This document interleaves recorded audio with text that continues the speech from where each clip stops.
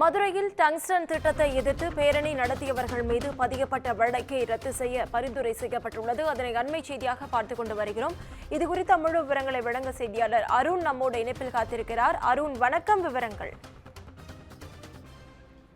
நவீனா, மதுரை மாவட்டம் மேலூர் பகுதியில் அமைந்திருக்கக்கூடிய மேலூர் பகுதி அரிட்டாப்பட்டி கிராமத்தில் டங்ஸ்டன் குடும்ப சுரங்க திட்டத்திற்கு எதிராக பேரணி சென்ற 5000க்கும் மேற்பட்டோர் மீது பதியப்பட்ட வழக்கு ரத்து செய்ய முதல்வரிடம் பரிந்துரைக்கப்பட்டிருப்பதாகவும் தனிப்பட்ட முறையில் எந்தவித நடவடிக்கையும் இருக்காது எனவும் தற்போது அமைச்சர் அந்த பகுதி மக்களுக்கு நேரடியாக சென்று தற்போது ஒரு வாக்குறுதியை அளித்திருக்கிறார். மதுரை மாவட்டம் மேலூர் அருகே அரிட்டாப்பட்டி உள்ளிட்ட பல்வேறு பகுதிகளில் டங்ஸ்டன் கனிம சுரங்கம் அமைப்பதற்கு மத்திய அரசு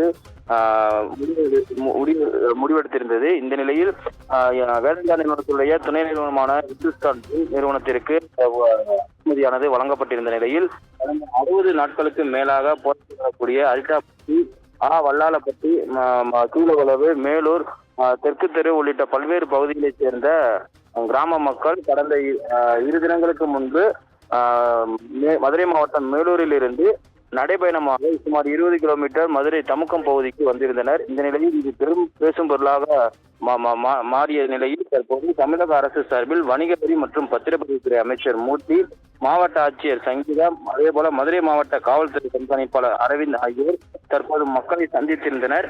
இந்நிலையில் டங்ஸ்டன் சுரங்க திட்டத்தின் தொடர்பாக மக்களை சந்தித்த அமைச்சர் மூர்த்தி மக்களிடம் கலந்துரையாடினார். அப்போது தமிழ்நாட்டில் ஒருபோதும் டங்ஸ்டன் திட்டமானது வரவே வராது என்றும், அப்படி டங்ஸ்டன் திட்டம் வந்தால் என்னுடைய பதவியை கூட ராஜினாமா செய்வேன் என முதலமைச்சரே தெரிவித்திருக்கிறார்.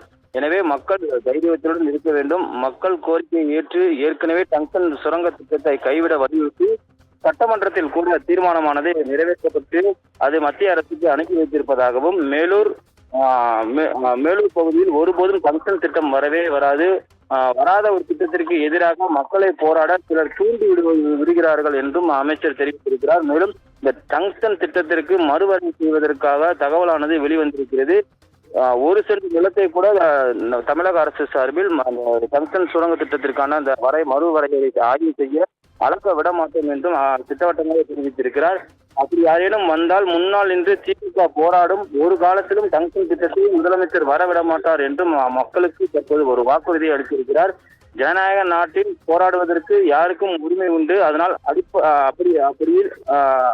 அதன் அடிப்படையில் மக்கள் பேரணி நடத்தி இருக்கிறார்கள் என்றும், மக்கள் மீது பதியப்பட்ட அந்த வழக்கை முழுவதுமாக ரத்து செய்ய முதல்வரிடம் பரிந்துரைக்கப்பட்டிருப்பதாகவும் தற்போது முதல்வருக்கு பரிந்துரை செய்யப்பட்டதாக தற்போது மக்களிடம் அமைச்சர் மூர்த்தி ஒரு வாக்குறுதி அளித்திருக்கிறார்.